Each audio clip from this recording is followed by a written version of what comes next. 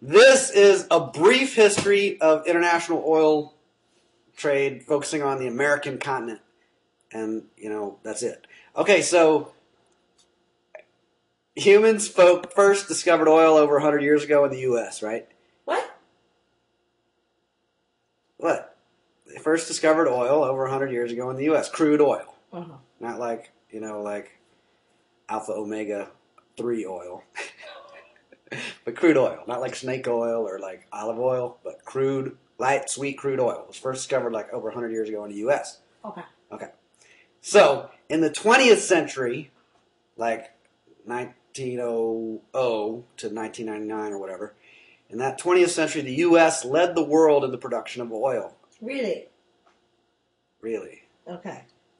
This is supposed to be funny. So, be ready. The funny part's coming.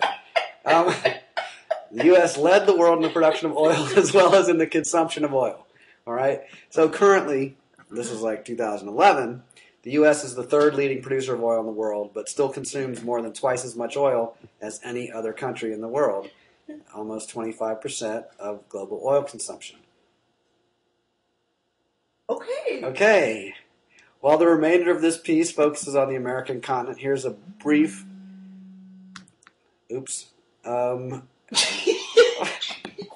Here's a brief distinction from a global perspective on oil and such. So the two national regions that produced the most oil in the world during the 20th century were what? Where? Were Mexico and Japan. Okay. You're supposed to give the correct answers. That's what you told me. Those were way off. Nuh-uh. No. The two national regions that produced the most oil in the world during the 20th century were the United States. Yes. And Saudi Arabia. No, I just said the United States, so I'm glad that you were listening for the first 2 minutes. Who was the other country? In the 1970s, it started to produce more oil than the U.S. for the first time ever. It became the number one producer in oil in the world from being number 2. Oh my God. Prior to that. Who was the arch enemy of the U.S. and the Soviet Union? Duh! Yeah! Okay, and the ally of the U.S. in the World War II time frame and all, right? Yeah. Okay, so Saudi Arabia, more recently, became number one producer of oil, but you're getting ahead. Okay, so in the 20th century, those two places, U.S. and USSR, rose to economic and political dominance. Yes. And were soon called superpowers, superseding the prior dominant regions such as Great Britain and Germany, which is apparently hilarious. She just snorted. Okay, while many people may propose that other factors are the reason that the U.S. and USSR rose to global prominence, such as the allegedly superior political system of the U.S. or the USSR or whatever, consider that it was not two nations with similar political systems that rose to global superpower status, nor did most or all of the nations with that particular kind of political system, whichever the U.S. or USSR's, they didn't rise to global superpower status, right? Right. Only the U.S. and USSR. Thank you for drawing my attention to you. So I'm going to talk to you like a real person. So those were the two nations that didn't have distinctive political systems. They're the two nations that was distinctive in what way? You weren't supposed to ask me a question. They led the world in oil production. Number 1 and number 2 producer of oil in the world. You probably weren't listening. I wasn't. I got that. So they were just the two nations that led the world in oil production. That's why they're biggest superpowers. It wasn't because their politics were, more democratic or more communist. There was lots of democrats and lots of communists and lots of capitalists and lots of whatevers. Yes. So consider whether the evidence is clear that oil is the primary issue or not, and that the various internal propaganda claims of the U.S. or the various internal propaganda claims of the USSR are simply various internal propaganda claims. I don't know.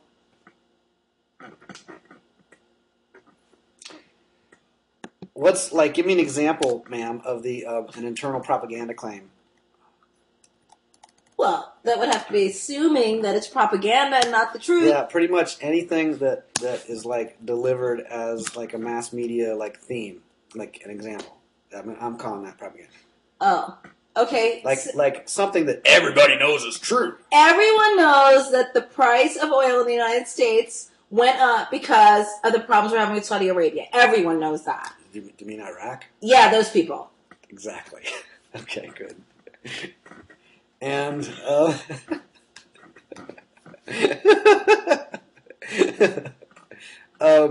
yeah, for those of you who don't know, the U.S. like has military activities in Iraq. Okay. Back to the U.S. in particular. All right. It's well known that Texas was the center of the U.S. and global oil industry, the U.S. oil industry and the global oil industry for much of the 20th century, especially the early 20th century.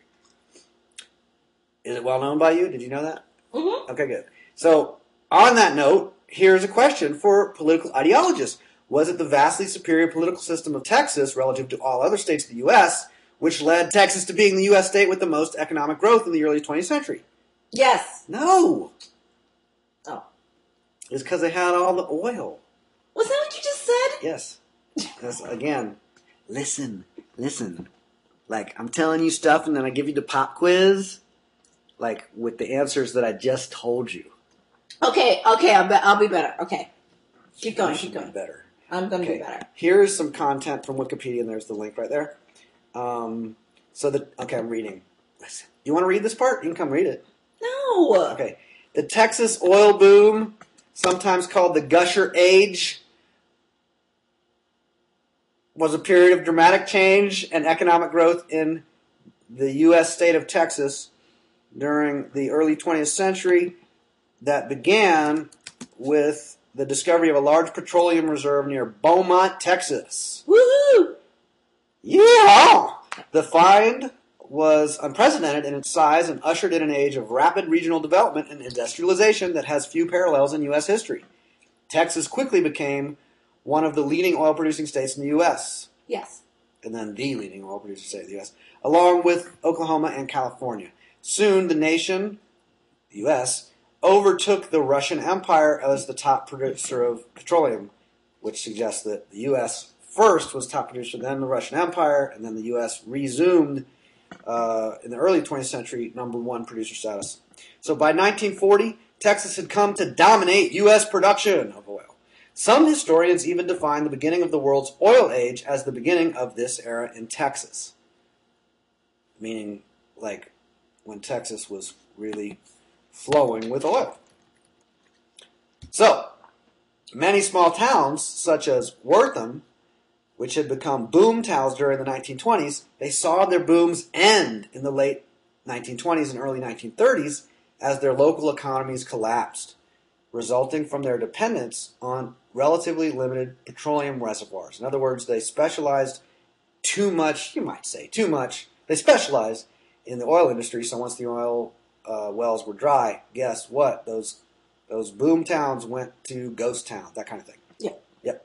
So as production peaked in some of these smaller fields and the Great Depression lowered demand for oil, investors fled, meaning they actually relocated away from. They got the heck out of town. Yeah, got it.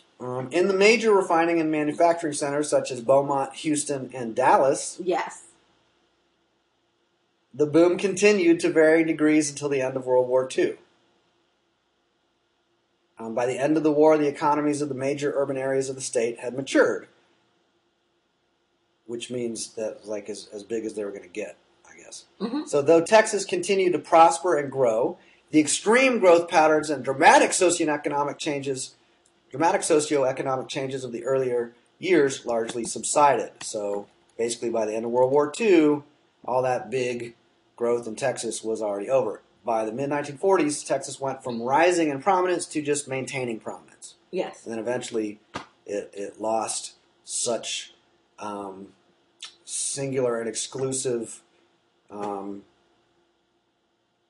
prosperity relative to the rest of the U.S. as California and other places got to be the big boom areas, right? Yes. Or wherever, Arizona, Florida, blah, blah, with that whole invention of air conditioning and such. Yes. Okay, that was a little bit off on the chronology, but the point being, as the Gulf of Mexico got to be the big area of oil. I didn't write this in the thing, but the Gulf of Mexico, offshore oil, it was a more complicated technology, but after those wells were dry, there was a lot of oil pulled out of the Gulf of Mexico, out of the ocean, and Alaska and wherever else. So, as the global oil industry shifted away from Texas to other regions like Venezuela and the Middle East and Alaska and whatever, Houston and various other parts of Texas eventually declined dramatically in economic activity.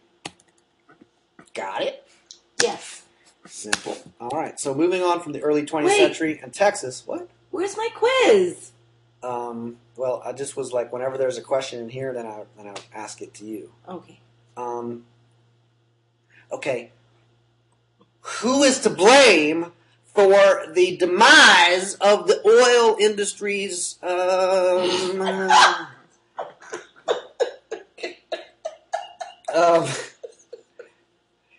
concentration in Texas? Who is to blame for that? Who? Yep. An individual?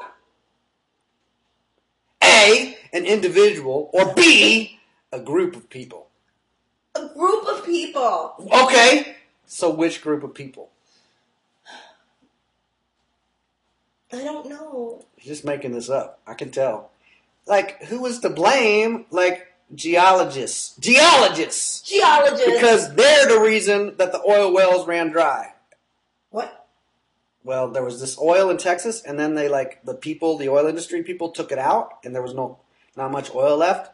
And so, it's the geologists, because the geologists were the one who said, they delivered the message like, hey, you're running out of oil, so it's their fault. See? Oh, I see. Okay. Yep, blame the messenger. Okay, that was excellent. Thank you. Good job. All right, so moving on from the early 20th century in Texas, then other parts of the U.S. and of the world became like more prominent in their production of oil, like Gulf of Mexico and Alaska and Middle East. That's not funny. So Alaska now accounts for 1/5 or 20%. I think it's actually less than that, but Wikipedia's entry says 20% of domestically produced United States oil production.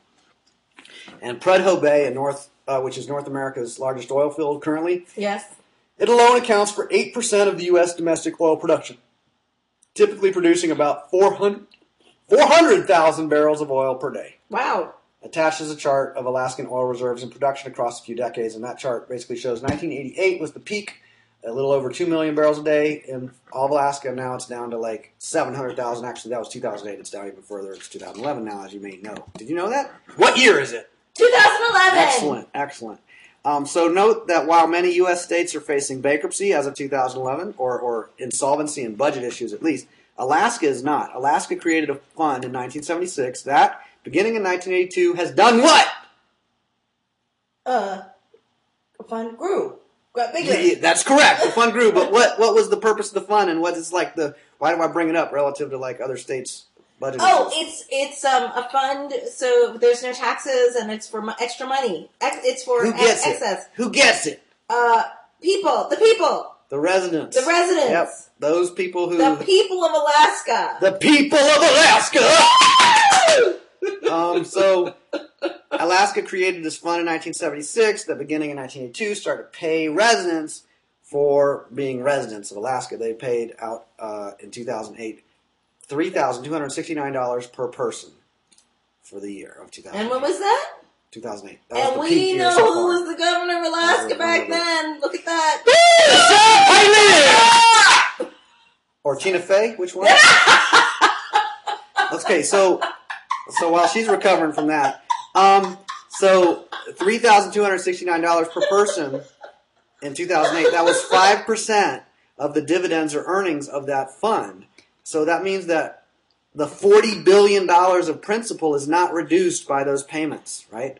In other words, if the above data from Wikipedia is accurate, then the state of Alaska has an accumulated surplus of $40 billion of their oil fund or whatever, and produced investment gains of about $65,000 per year per resident in 2008. And They got a lot of money set aside. Yes. $40 billion. That's like wow. That's like actually I don't really know how much that is, but that's probably like that's the budget enough of to Arizona actually travel to Russia from your house. I think that was a Sarah Palin reference. I don't know if y'all heard that. Who'd you vote for? Who do you think? Obama! Woo! Okay, sorry. I would have voted for Obama if he had chosen Sarah Palin as his running mate. New York is in the house. Hillary! Woo! Sorry. Okay, I'm done. Did you vote for Obama or Hillary in the primary? Obama. All right, fine. All right, so how many other U.S. That was a pop quiz, by the way. Who did you vote for? All right. How many other U.S. states have that kind of budget surplus of Alaska? How many? None. None, that's correct. So again, for all you political ideologists, consider that the only possible reason that the state of Alaska has such a different economic situation than the other U.S. states is obviously the vastly superior political system of Alaska. No! Which was, of course, based on the Texas system, which was unfortunately destroyed by that one evil guy, or that one evil group, remember? No, that's not why. Which sometime after 1945, ruined everything, and clearly never had anything to do with the oil industry. Because, there's no connection between oil and economics. Contradiction! No, listen, there's no connection between oil and economics. It's all about superior political ideology. No!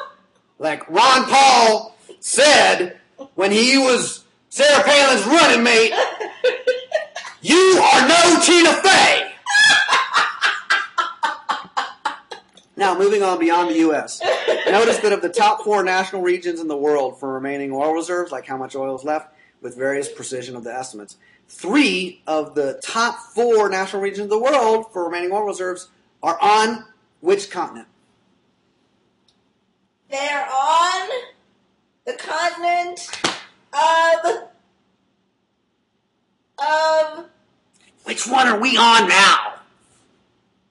I don't know. America? America! That's correct! Thank America! you. So of the top 4 places in terms of how much oil they got left, 3 of them are on this continent. Now, wow. It's true that Saudi Arabia is number 1 of those 4, I guess, but Canada, Mexico, and Venezuela are not in that order. I don't remember, frankly. So it's important. No, it's not. But 3 of the 4 national regions that have the most oil left are Canada, Mexico, and Venezuela on this continent. And, yes. And 2 of them are next to the U.S. Yes. So let's start with that last one, Venezuela. Since the discovery of oil in the early 20th century, Venezuela has been one of the world's leading exporters of oils, and it is a founding member of OPEC. OPEC, by the way, stands for what?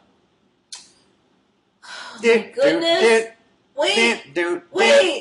Oil producing.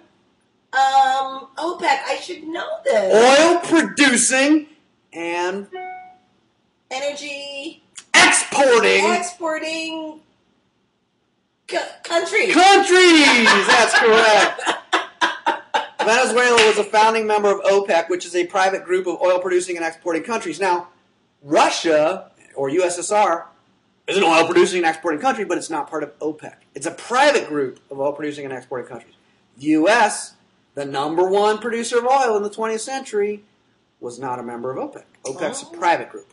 So, besides which Venezuela, again, I forget what they call it, but it's the head of OPEC now is the Venezuelan coordinated person, bureaucrat. So, besides the largest conventional oil reserves in the Western Hemisphere and the second largest natural gas reserves in the Western Hemisphere, Venezuela has non-conventional oil deposits of extra heavy, or sands and all that stuff, extra heavy crude oil, bitumen, and tar sands, approximately equal to the world's reserves of conventional oil. So it's got a lot of lower quality oil that's more expensive to refine and get to and extract and refine. So the Venezuelan or state-owned oil producer PDVSA wholly owns its United States-based subsidiary Citgo and attributes a large percentage of its wealth. Venezuela attributes a large percentage of its wealth to oil sales to the United States or from the United States, whatever, purchased by U.S. consumers and such. So now we talked about one of the top four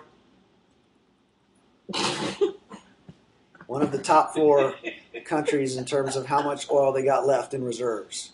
Okay, Yes. That was Venezuela. Now Yes. we're going on to like way north of the U.S. What country is way north of the U.S.? Canada! Canada, that's right. Now actually, never mind. Let's skip Canada. Oh. Let's get Canada in general and focus specifically on the province of Alberta. Why?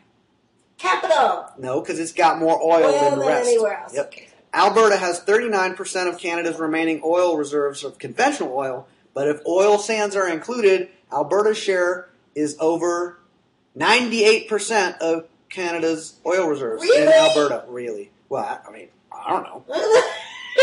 What I read on the internet. Somebody made a video and... Oh, it's on Wikipedia. You can check the citations. Wikipedia! That's where I got it from. Yeah, check the citations if you don't believe me. It doesn't matter to me. I just want you to know the reason Alberta is growing in economic prominence within Canada is for one reason and one reason only. Do you know what that is? Oil! No! Why? Superior political ideology. No! Superior political ideology and an absence of evil people. Oil. And when those evil people come to Alberta, it's going to be the decline of Alberta. We got to protect Alberta from the evil people, or else, even if it has a lot of oil, like it'll go really poorly because evil people ruin everything. Oh. Okay, never mind Alberta. Just because it's got 98% of the oil in Canada, no. Let's just focus on Fort McMurray. Why? That's a place in Alberta. Why do you think? Because they are drilling.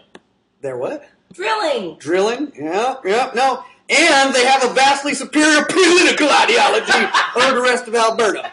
Fort McMurray is one of Canada's fastest growing cities. It's grown enormously in recent years because of the large corporations which have taken on the task of oil production, which are evil! And as of late 2006, there were over $100 billion in oil sands projects under construction or in the planning stages in northeastern Alberta, which means by Fort McMurray. And they got superior political ideologies in a near vacuum when it comes to evil people. All right. And all them evil people are coming to Alberta and they're going to mess it all up. That was like, I think that was like from, that was like a Beverly Hillbillies. Who was Grandpa? Jed, maybe? No, Jed. No, it was like the little short guy. That's Grandpa, yeah. Okay. Well, the reason I bring up the Beverly Hillbillies is because black gold. Texas tea. Is because the only reason that the Beverly Hillbillies were so rich was because of their vastly superior political ideology. No! Oil. And that they struck black gold on their land. Yeah, that's right. Now, what state were the Beverly Hillbillies from? I thought they were from Texas. I was wrong. In like 2004, when I wrote The Diamond Oil Effect and the Real U.S. Deficit Oil, people were like, yo, you're wrong. The Beverly Hillbillies were not from Texas. They were from Tennessee. And I was like, shh, really? Oh. And they were. I was wrong.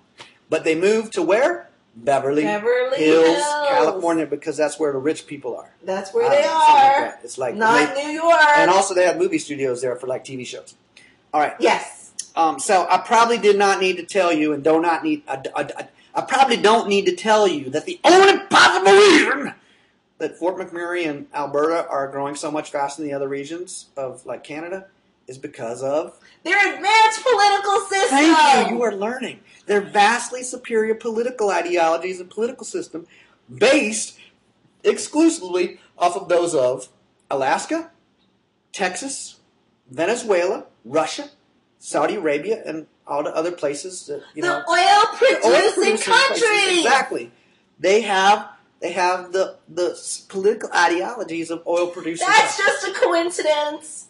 So anyway, let's just hope that for the future of Alberta and Fort McMurray, no evil people show up and ruin everything. You have your eyes closed. You're supposed to see me praying because that was like the funny part. I'm praying. Oh, she was praying too. That's why her eyes were closed. That makes a lot of sense. I was being pretty damn. Next thing I know, if you're counting on me to watch out for them evil people, they're gonna be sneaking up right on me, right, stepping up right under my nose. All right, moving on from Canada, we've covered now 3 of the 4 top countries in terms of remaining oil reserves. We got 2 of the 4. Venezuela and Canada we did. Next is Mexico. Woo! Everybody. Hola! Mexico! Woo! Sorry. Say something in Spanish. I mean, I know you just did, but like something else. Let me see. That was English. I know. Mi amore. I think that's Italian. Wait, it's Spanish. I hear Spanish. Hola, mi amigo. Wow. I thought you were going to say something like the Spanish way of saying Mexico's growing political economic clout is based solely on our superior political ideology. You say that in Spanish. I don't actually know Espanol. Mi habla español. Por favor. Okay. Tu hablo español. And it might have something to do with oil. How do you say oil in Spanish? I don't know. Oil. All right. So moving on from Canada, how about Mexico? Frankly, Mexico is the reason I'm sending out this piece. Like, people thought all the entertainment before was why I was sending out. Nuh-uh, it was a trick. It was a deception. The reason I'm sending this out is because of Mexico. If you believe that, I got some oceanfront property in Arizona. Mexico's the reason I'm sending out this piece. But I wanted to set up the following info with all of the preceding context. Okay, note again that the top producing oil field in the U.S. generates 400,000 barrels of oil per day. The Prudhoe Bay thing in Alaska. Actually, never mind Mexico in general. Let's just skip Mexico. Let's just jump over to Ciudad del Carmen.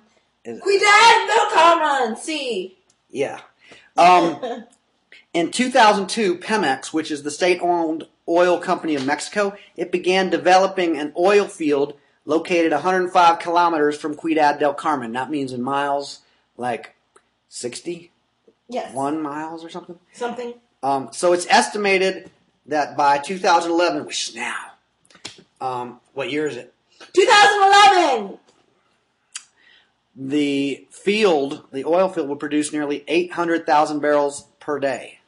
Ciudad del Carmen was a small city mostly devoted to what? Until the 1970s. It's like on the Gulf of Mexico as a fishing. Fishing is right. Damn. Didn't even have to do multiple choices. Okay, so it was small and mostly devoted to fishing until the 1970s when what happened? Oil was discovered in the region, and since then it has grown and developed substantially because of why? Its vastly superior political system. No, it's vastly superior reserves of oil. It has a lot of oil in there. No, they've grown because of their political system. Everyone knows that. Yes, you must be an American. All right. Note the chart showing the recent peak of oil production in Mexico. I don't remember exactly what that chart says, but I know. Let's see. Oh, yeah, I remember. It's like, it's kind of sharp. Like, Mexico's oil production has gone down. Like, it's like, ooh. Because, it'd be really great if Mexico's oil production was still going up in terms of, the future of Mexico. But it's going down. So it might be better than the future economically in other places, but it's not great. It's just better. Excuse me. Is this going to move the conversation forward? I just have a question. What? Oil is a natural resource, right? Yep. So isn't it always eventually going to go down in every place it goes up? I mean, that's kind of what I'm hearing. Look, it just takes, but if you just wait 600 or 800 million years, it'll start to be more oil. Okay, that's different. I was just checking. All right. So in conclusion, all of you, I got to point at the name web. I was pointing at the screen where my face is. If I point towards a webcam part, and it works better. All right. In conclusion, all of you know, and you too, that the only reason that evil people like me are promoting this ridiculous conspiracy theory connecting oil to economics is what? Because we live in a vastly superior political system.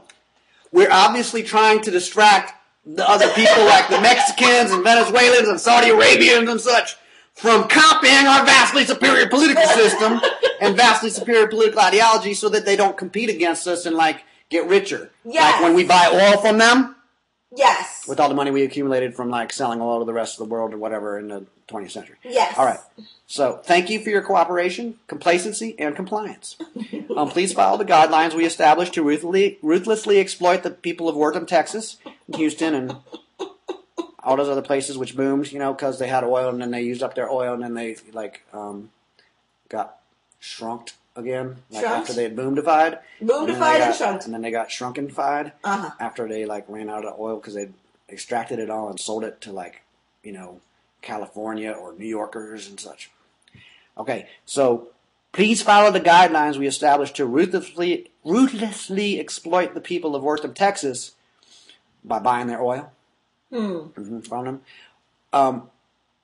Which was that city that boomed in the early 20th century due to the oil industry, but of which you've probably never heard because it's now of no particular importance economically or politically because they don't have oil anymore. And they late 1920s, early 1930s, their oil wells were dry, so we haven't heard of them because they didn't ever have remember the Wortham Oilers football team? Nope, it was Houston. It was Houston Oilers. It's not that funny. She thinks I'm hilarious. I don't even get it sometimes, but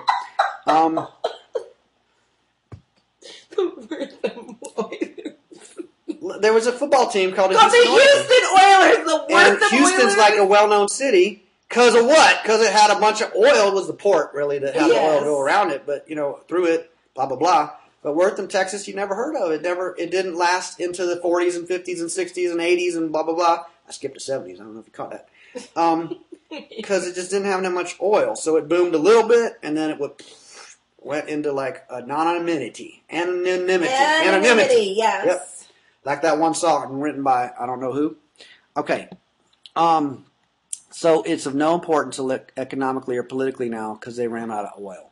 Kind of like how, how the Soviet Union's no longer considered such a big threat? Yes. And how Texas is no longer so big a deal. They don't have a TV show called Dallas anymore, or they don't even have a football team in Houston. Seriously. Correct. No, they have no NFL team there anymore because it's the people didn't go to the stadiums anymore because they didn't have jobs. I don't know why. It's because they're evil people came and ruined Houston's economy. And I was an Oiler fan. Who was that running back that I liked? Earl Campbell. Earl Campbell, he was great. And the evil people ruined everything. So please do not share this information. It's top secret. Please do not ever click the link, thedominoileffect.com, or else you may explode into laughter. Like that one guy in Willy Wonka and the Chocolate Factory. Bye! That's the end.